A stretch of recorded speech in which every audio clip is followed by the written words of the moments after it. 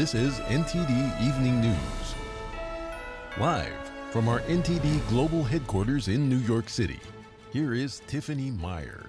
Good evening, and thank you for joining us tonight. In a landmark case, the parents of Michigan high school shooter Ethan Crumbley were sentenced to prison today. James and Jennifer Crumbley will both spend 10 to 15 years behind bars. Jennifer and James Crumbley are the first parents convicted over a school shooting by a teenager. They were both found guilty of involuntary manslaughter. I believe that the following sentences would be in the best interest of justice and are reasonable and proportionate to the seriousness of the matter and the circumstances surrounding each defendant. The judge explained that these convictions are not about poor parenting. These convictions confirm repeated actions or lack of acts that could have halted an oncoming runaway train. Ethan was 15 years old when he shot and killed 4 people at his high school on November 30th, 2021. The mother of one of the victims spoke at the sentencing. As a parent, we all make mistakes. This is a normal way of life. Usually when mistakes happen, we learn from them. We try to fix it or talk it over. But continuing to make the same mistake over and over again is no longer a mistake, it's a choice. That becomes a decision. Those decisions that you made ultimately took my daughter's life. Prosecutors said the parents were criminally negligent for providing a gun to their child and for ignoring warning signs of his mental health issues. The parents' defense teams argued it was impossible for the parents to envision their son committing a shooting. Jennifer and James Crumbley both addressed the court.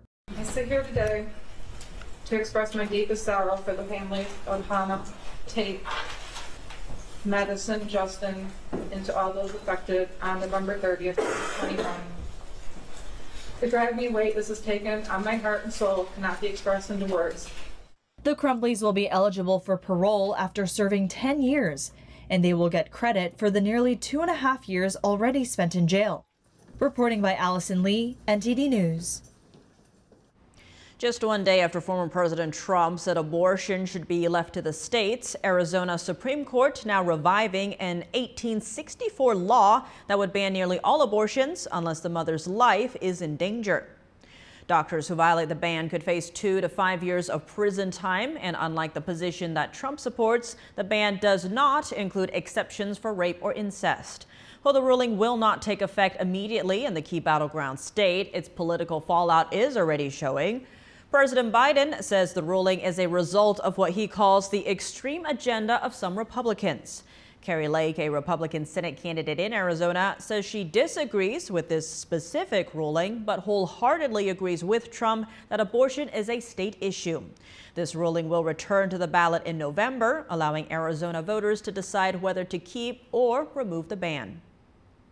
Former President Trump's hush money trial is set to begin with jury selection next Monday. Today, a judge denied Trump's attempt to delay the trial while he challenges the gag order. We turn now to our legal correspondent Arlene Richards for the latest on this trial, as well as the Georgia and D.C. trials. Arlene, this is the second time that a judge has denied Trump's effort to delay the trial in 2 days. What was he asking for today? So today he was asking the appellate judge to delay the trial until after a full panel of appellate judges could hear their arguments about the gag order. Now, Judge Merchan is prohibiting him from talking to or talking about anyone on the jury or the staff or the witnesses and their families. And then he extended it to include attorneys and their families, as well as the judge's own family. And this stems from Trump actually posting several comments about the judge's daughter, saying that she was involved in the Democratic Party and that she supported the Biden campaign in 2020. And so as a result of that, he was barred. Now, his attorneys are arguing that this is a violation of his First Amendment right to free speech because he is a presidential candidate. But the prosecution is saying that there is an interest, a public interest, in securing and protecting the trial. So the appellate panel will actually hear this on Monday, which is the same day that the trial begins. And we are still waiting for a ruling on the motion asking the judge to recuse himself. What is the status of that? So this is the second time that they have asked the judge to recuse himself. The first time was in August, and at that time he denied the motion. They're asking the judge to recuse himself because of his daughter's involvement with the Democratic Party. And the last time the judge said, well, my daughter does not have any involvement in this trial, either directly or indirectly, so there's no conflict of interest. And I think he will probably say the same thing this time. Now, in two other Trump cases, prosecutors are asking the courts to reject Trump's appeals. What is happening in the D.C. and Georgia cases? So in the D.C. case, you know, Trump appealed to the Supreme Court this presidential immunity issue. And on Monday, Jack Smith, the prosecutor, responded to that.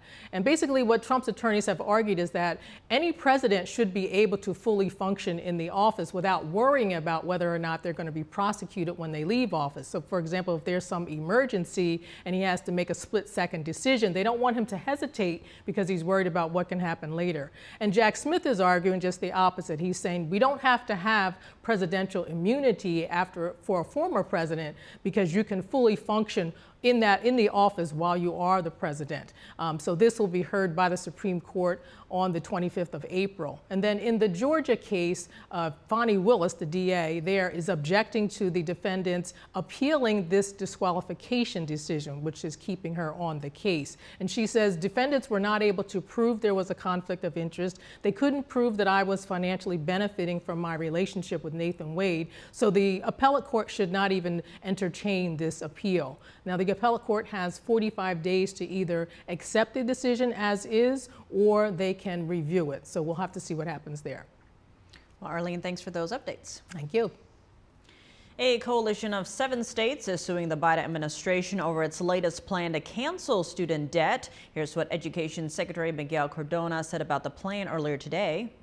We're fixing a broken system. We're trying to provide a fair shot to Americans trying to access higher education. And we're doing that by addressing runaway interest. We know it's been out of control, the interest that people have to pay. We're going after those schools that are defrauding our borrowers.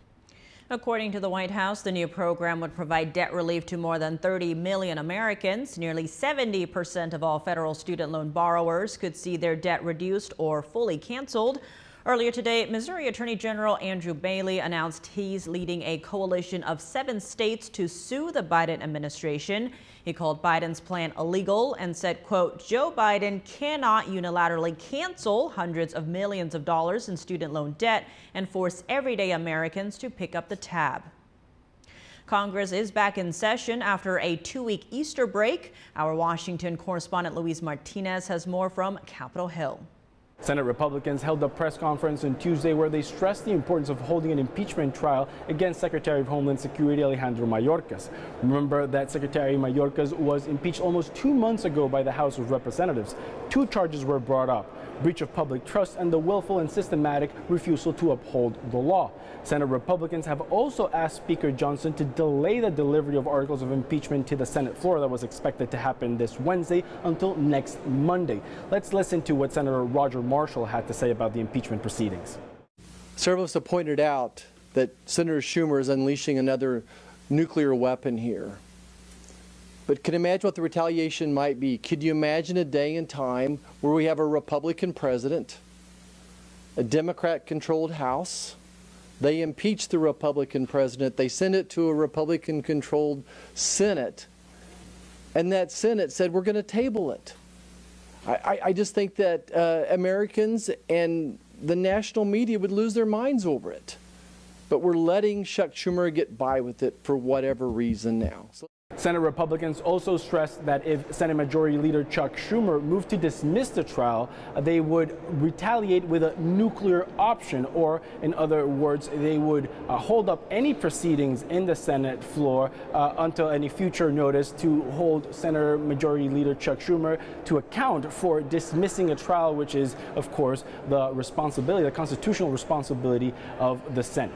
On the House of Representatives, Speaker Johnson had signaled that once Congress reconvened, and that happened this Tuesday, he would bring Ukraine aid to a vote. This Tuesday, Representative Marjorie Taylor Greene, the Republican from Georgia, sent a letter to all of her Republican colleagues urging them to support her in her motion to vacate the speakership, her motion to vacate Speaker Johnson. Let's listen to what Congressman Krishnamurthy, the Democrat from Illinois, had to say about this. Look, if Speaker Johnson brings Ukraine aid to the floor and other aid packages to the floor and does the right thing, and then Marjorie Taylor Greene seeks to remove him or moves to remove him, I think that Democrats would join in a motion to kill such a maneuver. So as we can see, very interesting. House Democrats vowing or at least considering supporting Speaker Mike Johnson in order to get Ukraine aid to vote on the House floor. Back to you. An update in the Israel-Hamas war. CIA Director Burns made a new U.S. proposal for a hostage and ceasefire deal in Cairo over the weekend. Meanwhile, the Biden administration is warning Israel about its planned military offensive in the crowded city of Rafah, as Israel's prime minister declares a date for an operation is set.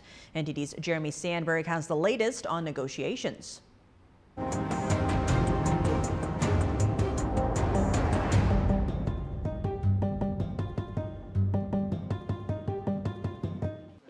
An anonymous diplomat and other sources told multiple outlets the U.S. proposal made in Cairo over the weekend calls for the exchange of 900 Palestinian prisoners, many with life sentences.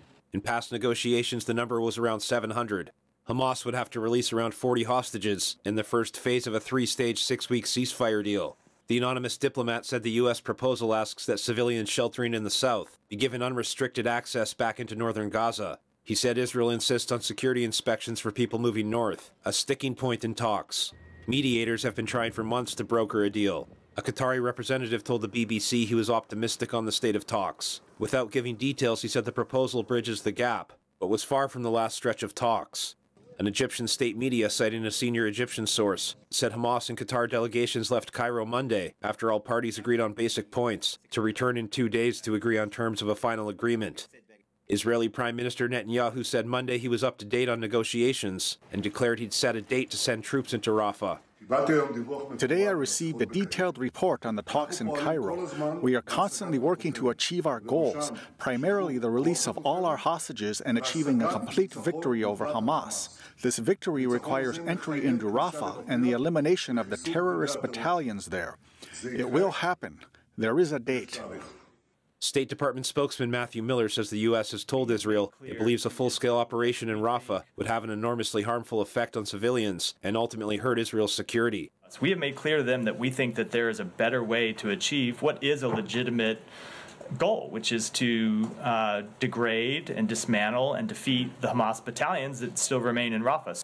Around 1.4 million Palestinians are sheltering in the border city with Egypt.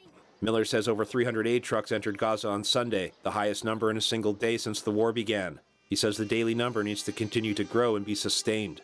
Our hope is that by later this week, 350 trucks will enter Gaza each day, and we are working hard across the United States government to make that happen. We also welcome the announcement that the IDF is establishing a coordination unit for deconfliction as a direct contact point with the humanitarian community. The Hamas-run Gaza Health Ministry says over 33,000 Gazans have died since the war started. It doesn't differentiate combatants. The terrorist group took over 250 hostages in its October 7th attack. Officials say roughly 130 remain captive and believe around 100 to still be alive. Jeremy Sandberg, NTD News.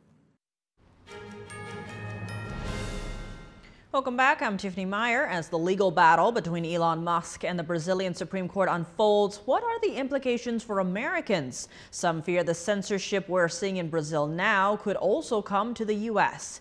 NTD's Ariane Pazdar has the update from Brazil. As NTD previously reported on Monday, Elon Musk says that he's ignoring demands from Brazil's Supreme Court to censor certain accounts on X, formerly known as Twitter. Now, in the latest update, Musk now says that his employees here in Brazil have been told that they will be arrested.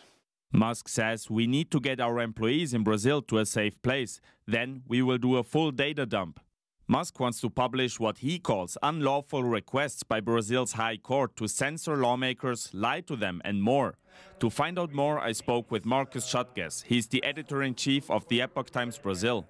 He told me Brazil got to this point because of appointed officials, such as the Supreme Court Justice who's investigating Musk. Schottke says unelected officials have deep ties across the entire Brazilian government. That reminds me of what people in the US say about unelected bureaucrats. Would you say that's similar? I think not only is it similar, I mean, you talk about the swamp. The swamp, what is the swamp? The swamp is precisely a bunch of unelected, unaccountable bureaucrats deep within, I mean, either the executive branch or the judiciary branch even. Schottke says censorship like this already took place in the US. For example, when the Hunter Biden laptop story broke shortly before the 2020 elections. And next thing you know, you have big tech companies basically, not only were they forbidding people to share this huge story right before the elections, but what you've seen, former CIA officials going into the press and saying that it was fake, something they themselves denied years after the scandal broke out. He was talking about this letter signed by 50 former intelligence officials, discrediting the Hunter Biden laptop story as Russian disinformation. If we see some of that happening in the US already, it could get to the point where it's as bad as Brazil, where it's as bad as other nations. And then where is everybody else going to flee to? You know, the US is really constructed as the beacon of freedom. He added that the US has one protection many other countries don't have, a constitution that guarantees freedom to a large extent. Arian Pastar, NTD News. The House is set to vote this week on the reauthorization of Section 702 of the Foreign Intelligence Surveillance Act, or FISA. It's a major and controversial law that allows warrantless surveillance of foreigners, but it also picks up the communications of American citizens in the process. Joining me now to discuss this law is Jonathan Houlihan, General Counsel and Director of Legal Operations at Citizens Defending Freedom. Jonathan Houlihan, thank you so much for joining us. Great to have you back on the show. Thank you for having me. Appreciate it. Now, the House committee this week is voting on whether or not to reauthorize FISA. Now, help us understand what even is Section 702 of FISA. Why is it so controversial? So FISA Section 702 is a foreign intelligence authority that it's really intended to make the government, their ability to monitor foreign activity from foreign terrorists or nation states or states that have adverse interests to the United States, really monitor their communications to know what they're up to. It's an intelligence activity collection tool through any kind of communications they have, whether it's telephone data, whatnot, but those are meant for overseas collection. When Americans are subject to some kind of collection activity, there has to be a warrant process that goes through the FISA court, where a warrant is granted to surveil or collect information or data from American citizens. As you know, the Fourth Amendment to the United States Constitution protects Americans against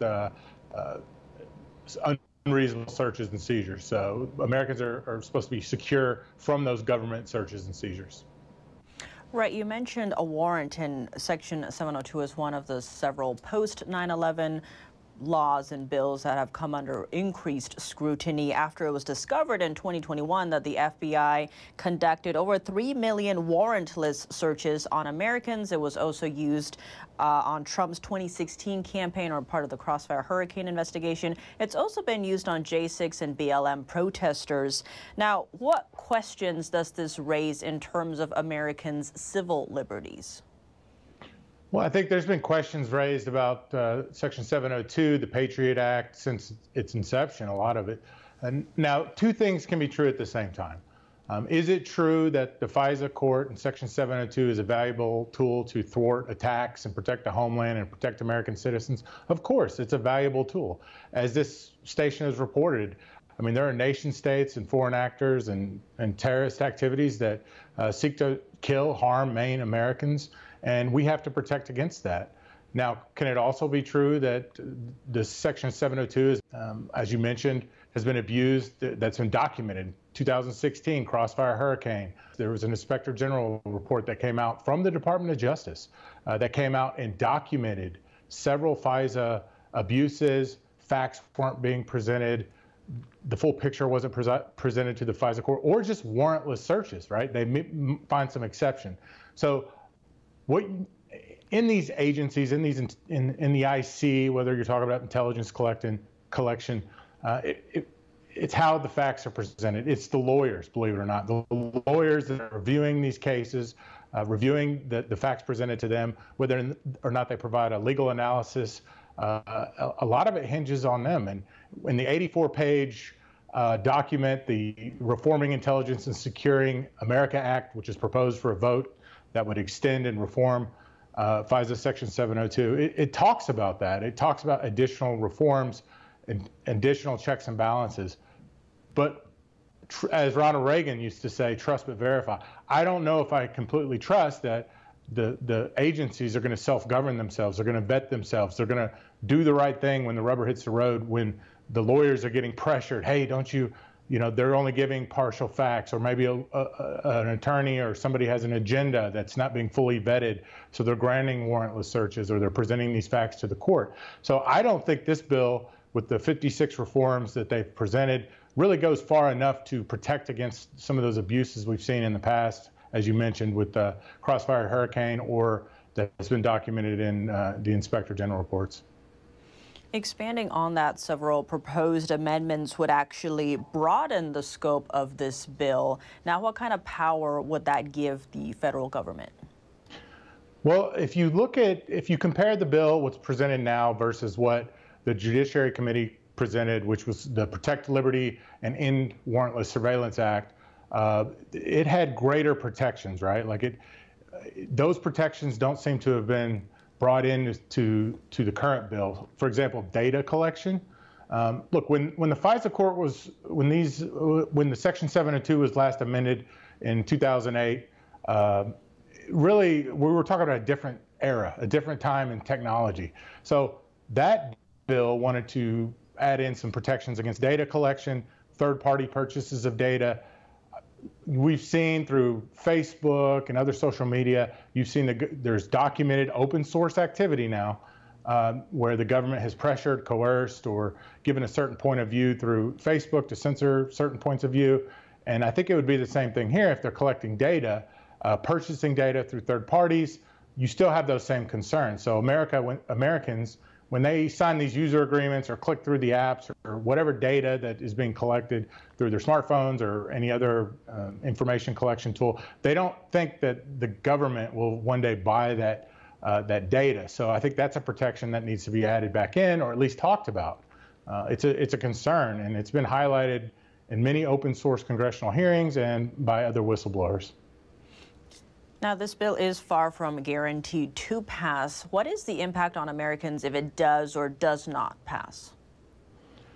Well, I think if it passes, I mean, you don't have those true reforms and checks and balances that I think most Americans would like to see. You still have concerns about abuses and, you know, the vetting internally and trust us, we got it. Well, we trust you, but, you know, we need to verify that. I think Congress needs more oversight over those activities. If it doesn't pass, I think that's dangerous as well. I mean, there are real threats to this country from foreign actors that want to seek harm to our country. And we're talking about intelligence activities, subversion activities that come from CCP and other bad actors. We have to have a tool to collect those activities so we can act upon it to protect Americans.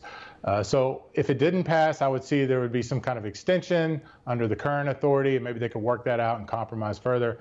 But I think having an all stop on the authorities is not a great idea because, like I said, there are real threats to this nation. Jonathan Houlihan, thank you so much for your time. Thank you very much. Joining me now to react to the historic sentencing in Michigan, as well as Trump's hush money trial, is Josh Hammer. He's an attorney, legal scholar, and host of America on Trial. Josh, before we delve into Trump's hush money case, I want to get your take on the conclusion of the historic case today. The Michigan school shooter's parents sentenced to at least 10 years in prison this afternoon. James and Jennifer Crumbley are the first parents in the U.S. to be held criminal liable for a school shooting committed by their child. Now, Judge Cheryl Matthews said, quote, "These convictions are not about poor parenting. These convictions confirm repeated acts or lack of acts that could have halted an oncoming runaway train." What is your reaction to these sentences and the potential implications of the ruling? Well, it strikes me as potentially extraordinarily dangerous. I mean, this obviously is unprecedented, as you said here. who knows what could happen next? I mean, could you start to hold criminal liability for a website or a journalist or some video online that someone who ultimately became a mass shooter saw? Could you start going down the rabbit hole of starting to find criminally liable gun manufacturers for the mass shootings? That has been something that leftist activists, gun control activists, have wanted for a very long time here. So I do very much worry about it. On the other hand, of course, every lawsuit is fact specific, and this only applies to the facts of this case, given the state law there in the state of Michigan. So it's hard to extrapolate it too far. But, you know, as a gun guy myself, as a Second Amendment activist of sorts, I definitely worry about potentially harrowing long-term ramifications. Switching over to Trump's hush money case, Judge Merchan has approved a questionnaire for jury selection. Now, it won't ask prospective jurors about their political party affiliation, but it will ask them if they support groups like QAnon or Antifa. It also asks them for their opinions on how Trump has been treated in the case. Based on these questions, what kind of jury are we likely to see, and what are the likely impacts on the case? Well, I mean, Tiffany, I didn't even need to know what the questions would be to tell you what kind of jury we're going to get in this case. I mean, this is a criminal prosecution in Manhattan, in New York City. This is a county that is New York County, New York, that went for Joe Biden in 2020 and Hillary Clinton in 2016 by 60 to 70 point margins. I mean, this is an extraordinarily blue county, and Donald Trump is unfortunately going to face what is presumably a very hostile jury. The fact that there are questions there about whether you support QAnon, I think only is kind of the exclamation mark. It kind of accentuates the whole point here.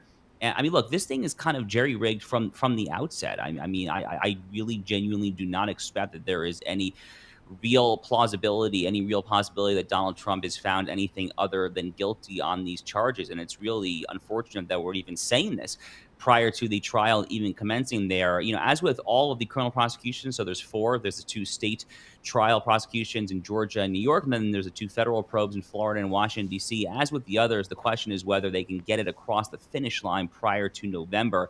But for what my money is worth, Tiffany, if there is any case that I think is actually likely, or perhaps at least slightly more likely than not, to be able to reach a verdict prior to November, this is the case. It's the first out of the starting gate. Trump is not going to be able to delay it any further. So I do very much worry about the possible outcome in this case.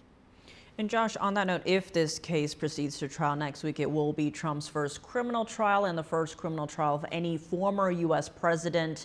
What kind of precedent does this set?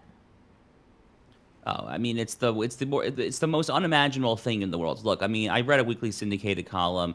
The Epoch Times is kind enough to run it, actually. And my column that I wrote on this topic just about a year ago after the Alvin Bragg indictment drops, that's the trial that we're about to start, this particular case in Judge Merchan's courtroom, is the Alvin Bragg indictment.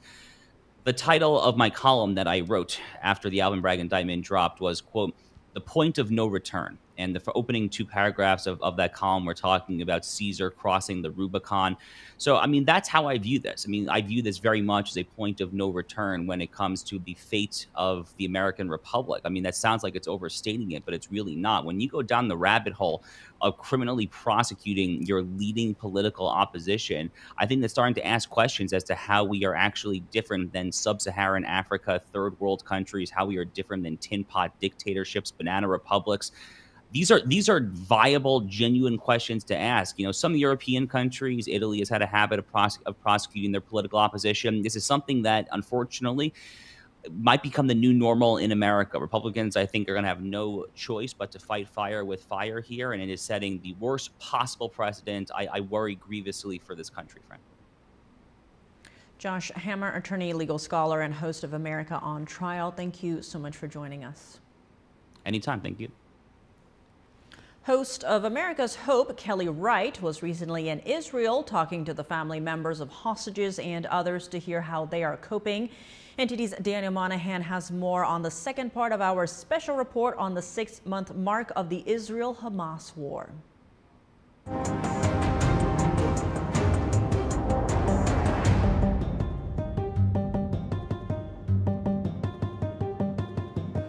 Yair Moses is the son of Margalit and Gadi Moses, who were both kidnapped from the kibbutz Nir Oz on the morning of October 7th. Hamas terrorists descended on the village, murdering and kidnapping its residents. His mom, Margalit, was freed from Gaza in late November, but his dad, Gadi Moses, is still being held captive. Yair says his father has been a farmer for more than 60 years now. And for the past 35 years, he has been helping people in developing countries around the world learn how to improve their agriculture. He specializes in irrigation and soil, and he loves to show them, put his hands into the land and show them exactly how the water in the soil and everything. And it doesn't matter if it's a group of professors from the university or kindergarten kids. He will talk on their level and explain them exactly that they will understand and make sure all questions are answered and everyone was satisfied. Like many other family members of hostages, Yair says his life stopped on October 7th. I didn't work since October 7th. I focus only on doing activities to release them. I didn't shave. I don't wear this beard usually. I didn't cut my hair. And I'm focused only on bringing him home now. Prime Minister Netanyahu appointee Tal Gilboa's nephew is being held by Hamas.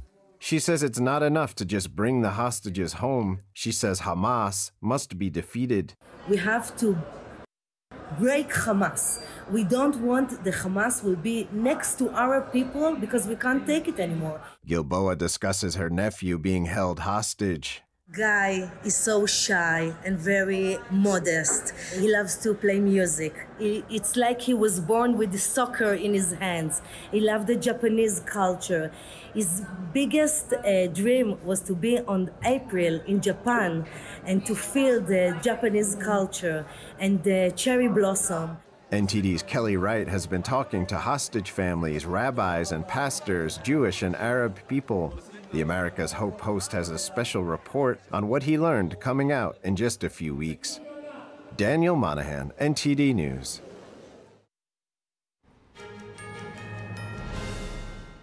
Welcome back. I'm Tiffany Meyer. Lawmakers are exploring revolutionizing welfare. Panelists, many of whom escaped poverty themselves, say welfare has trapped too many Americans. Here's a brief recap of that. Welfare is not a temporary safety net. It's a snare net. Lawmakers heard from witnesses Tuesday on what new laws could help Americans escape poverty. Matt Paprocki entered poverty at age 24 when he quit his job to take care of his sick mother. And one cold December day, she died in my arms, and I lost my purpose. I had no job. I had no money. I had no parents. Nobody needed me. For the next few months, I qualified for just about every welfare benefit there was, and I thank God that I never took them. Paprocki says 70% of those on welfare never escape, and it continues generation after generation. He says he escaped by getting a job, not through welfare. Those who get on government assistance too often get comfortable and figure out how to manipulate the system as much as possible so they can continue on the same pathway going forward. I've seen such thinking take down even the strongest of people. Gianno Caldwell grew up in the welfare system. He saw his mother and grandmother become dependent, losing their pride to get more government checks. When you get into this dependency mentality, it changes everything. Your focus can change.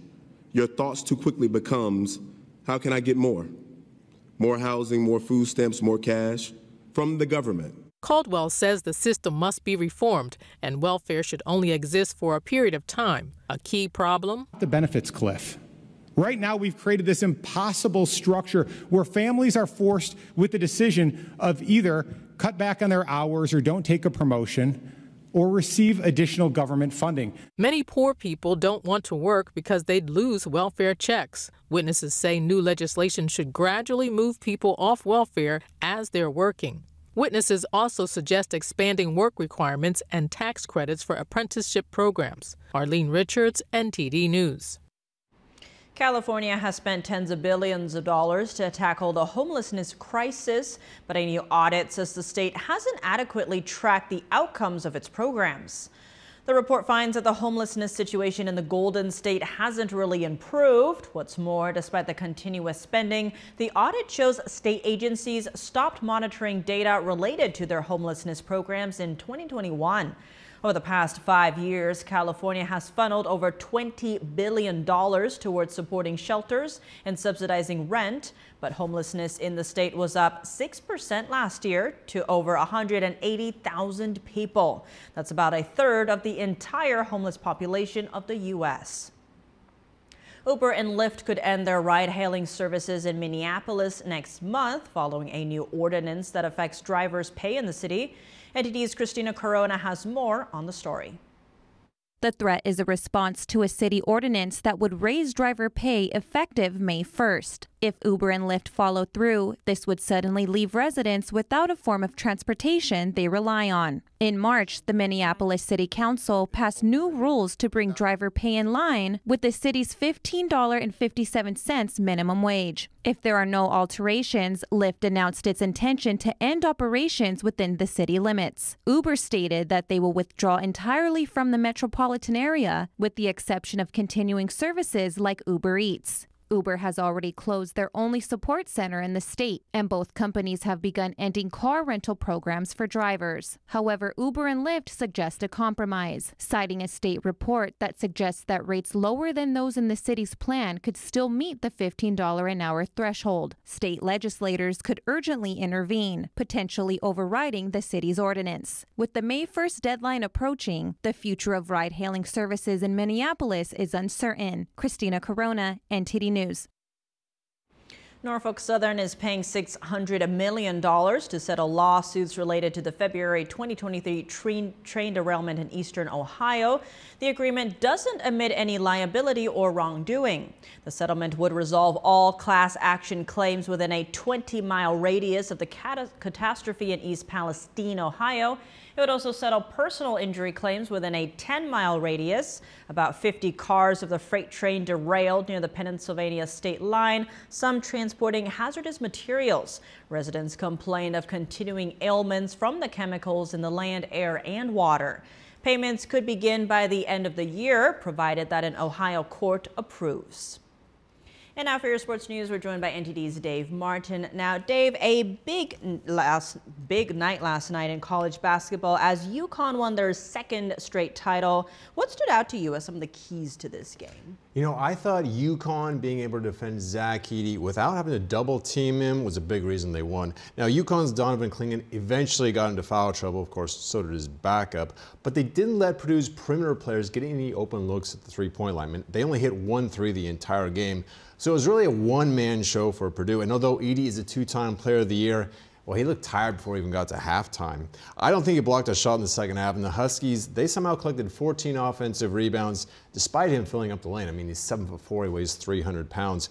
So it was a close game in the first half, eventually kind of turned into a rout in the second half. And now UConn, they're looking for 3 in a row, which no one has done in more than 50 years. Well, now elsewhere in the game, multiple reports have Kentucky coach John Calipari leaving for Arkansas. Now, this is one of the premier jobs in basketball. Why would he leave? Feeling the heat, I guess. I mean, this has high expectations for sure. You know, he more than met those, really his first 10 years especially. They went to 4 Final Fours in his first 6 seasons, including winning a national title in 2012.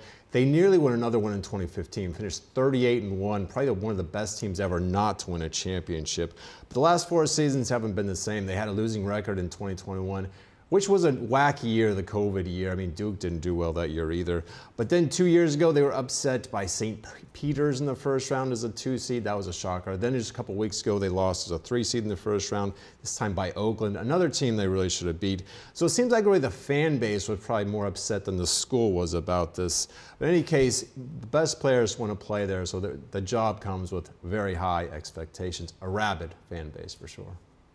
Now, in the women's game, the TV audience for Sunday's championship game was nearly 19 million viewers, a women's record for sure. What made it so popular? You know, I think it's safe to say that the popularity of Iowa's Caitlin Clark is really the #1 reason behind this. I mean, her last 3 games, each of them successively broke a women's TV record. This last one, this drew a bigger TV audience than any basketball game. That's men's or women's, college or pro, since 2019. In fact, for a cable TV game, only the 2015 Final Four game between Kentucky and Wisconsin attracted more viewers. Now, we already saw that the tickets for the women's Final Four was selling for double the rate the men's did, so we knew interest was at an all-time high. You know, I think it'll also be interesting to see next year how much interest there still is in women's college basketball and how much interest there is in the WNBA, where Caitlin Clark presumably will be. Shifting gears to golf now, Tiger Woods raised some eyebrows today when he said he thought he could win one more Masters, quote, if everything comes together. Where would a win put him on the career list? Well, as far as majors are concerned, it would give him number 16, which is still 2 behind Jack Nicklaus's all-time record.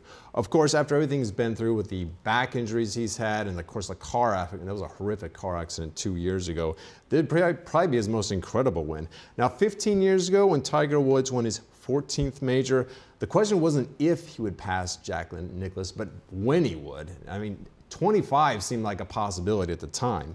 Now it's whether he can really even make the weekend cut and finish 4 rounds of golf without having a whole lot of pain. But in addition to his own injuries, it's a very tough field. I mean, Scottie Scheffler is probably a favorite to win. You also have John Rahm in there. So there's going to be a lot of hurdles for him to possibly do this. Well, Dave, as always, thanks for joining us. Thank you, Tiff. And that's all for today's news. For round-the-clock coverage, visit us at ntd.com or download our NTD app. Thanks for tuning in. I'm Tiffany Meyer. Good night.